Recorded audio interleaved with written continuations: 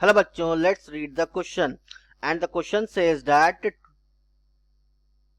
two masses m1 and m2 are suspended together by a massless spring of spring constant k.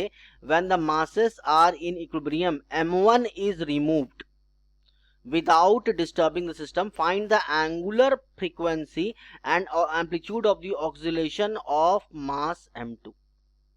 तो यहाँ सवाल में क्या बोला, सवाल में बोल रहा है कि m1 m2 को जो है वो सस्पेंड कर दिए स्प्रिंग से, और इसका स्प्रिंग कांस्टेंट जो है k।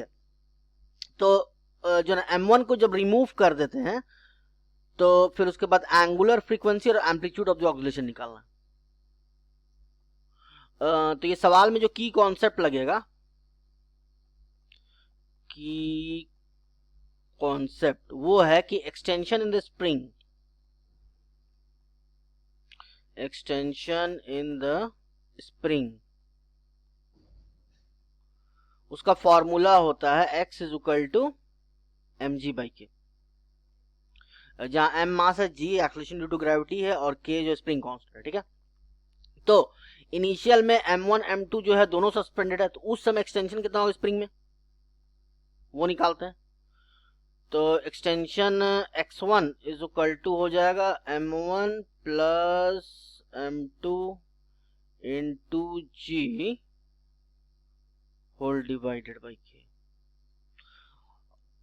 उसके बाद फिर अगर m1 को रिमूव कर देंगे तो उस समय एक्सटेंशन कितना होगा स्प्रिंग में, तो उस समय एक्सटेंशन हो जाएगा सिर्फ m2 बचेगा मास, तो m2g by k।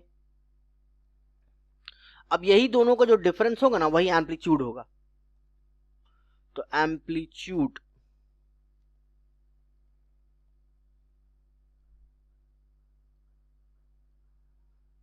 Of oscillation,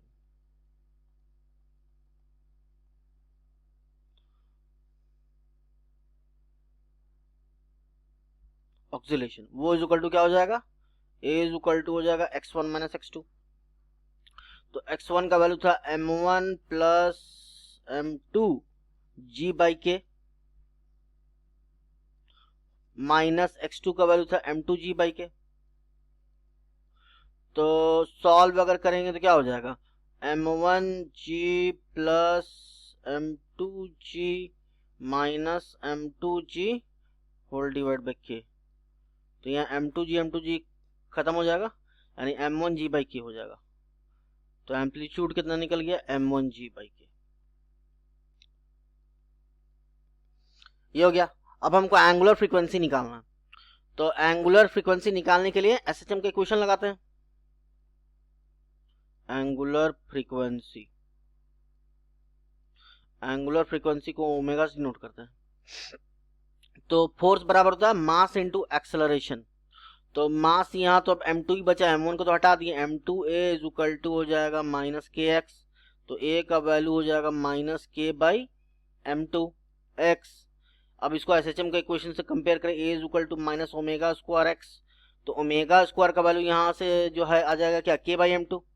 तो ओमेगा स्क्वायर का वैल्यू लिख सकते हैं k बाई m2। तो ओमेगा का वैल्यू हो जाएगा इसी का square root, k by m2। तो इसका एंगुलर फ्रीक्वेंसी आ गया k by m2।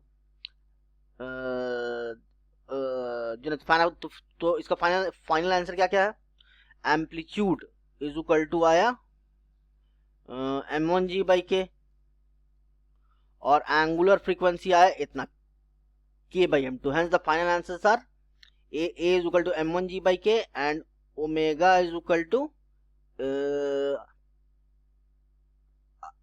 under root of k by m2. Hope you have understood it well. Best of luck.